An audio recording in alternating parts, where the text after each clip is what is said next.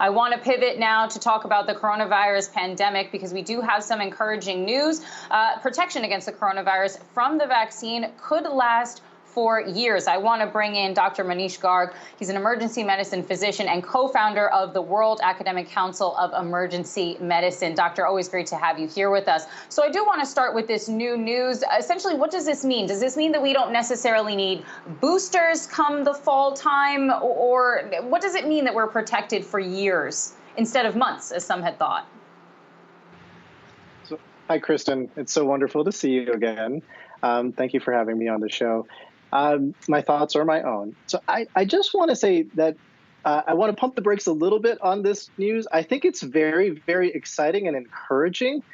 Basically, these researchers are looking at memory B cells in our body. And just as a very quick kind of refresher, it's essentially like our body's way of identifying when there's a foreign invader, and then our body makes these memory B cells and then creates antibodies to protect us. And in this case, against COVID. And what the hypothesis is of these researchers is that if you were infected with COVID and then received the COVID vaccine, you may have lifelong immunity. And so that's very, very exciting. If you have been vaccinated without the previous infection, they think you may need a booster. But right now, when we look at the data, it seems that the folks who've had the booster shot, who've had the regular mRNA vaccine, that they do very well against certain variants, particularly right now, the Delta variant, which is out there. So there's statistics that are out that it's about 85 to 88% still effective against the Delta variant. And that's very promising, particularly as the case counts go down, the hospitalizations are going down, the deaths are going down. And as long as your community doesn't have a large amount of spread, there's really nowhere for this virus to travel. What about for folks who didn't get the Pfizer or Moderna vaccine? Because we are international here at Yahoo Finance, people who've been given the AstraZeneca vaccine may be listening to this interview. Also, people who got the J&J vaccine. What does it mean for those people? So, yeah, hi, Alexis. That's a great question. So I think that their risk of potential infection is going to be higher. And one of the things that was found in a recent study that they actually put out today was that if you go ahead and mix and match some of these vaccines, that will also provide you protection.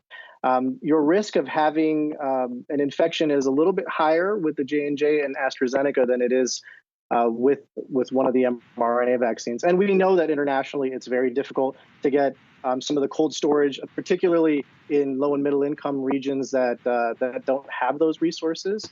But the variation of hypotheses is very fascinating. WHO just came out a few days ago saying that they recommend annual vaccine boosters for the vulnerable and boosters for everybody else after a couple years. So as you can see, we're still trying to parse out all of the data, but this research has been very promising about the memory B cells. Doctor, I do want to ask you about that Delta variant. We have heard that it is going to become the predominant or the dominant strain here in the United States. And we're now hearing this news about that Delta plus mutation. We've asked a couple of doctors about this, and so far the prevailing sentiment has seemed to be if you're vaccinated, you shouldn't worry about it too much. You are still protected. But curious to know how much that variant or even potentially that mutation, seeing it as it's more transmissible, causes more severity in terms of the disease, could derail the United States, particularly in those areas, in those states with much lower vaccination rates than we have, for example, here in New York.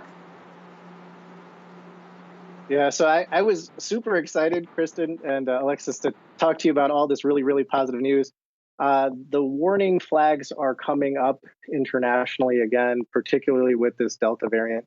The United Kingdom at this point is almost 100% with the Delta variant. The United States right now, we're 20% and climbing. We're probably in a month or two now, we'll see the Delta variant as the dominant strain. What's interesting when you look at some of the data that in the United Kingdom, they had 90,000 cases of COVID, 1,000 hospitalizations, of which 8% of the people were fully vaccinated. So I mean, it's a problem. There was an Israeli study that just got done, and what they looked at there was about half of the people that were infected in this cohort were folks that had the vaccine. So there are going to definitely be regions of this country who have been deliberating on vaccines. We certainly have age groups like the 2 to 12-year-olds that haven't had the opportunity yet to get vaccinated. Those groups are going to be vulnerable. And so it's the Delta variant, unfortunately, right now is a major, major concern. And any additional level of mutation that's on this variant poses risks and is certainly getting us in the public health world nervous, particularly when we're heading into school season that's going to be starting in September. So we're hopeful that folks can get vaccinated. This is one of the really, really key things that you can do to be able to preserve your safety. We talk about it as an ounce of prevention is a pound of cure, but in this case, just a fraction of 1 millimeter in the form of a shot can potentially save your body weight and livelihood. All right, Dr. Manish Garg, emergency medicine physician and co-founder of the World Academic Council of Emergency Medicine. Thanks as always for joining us.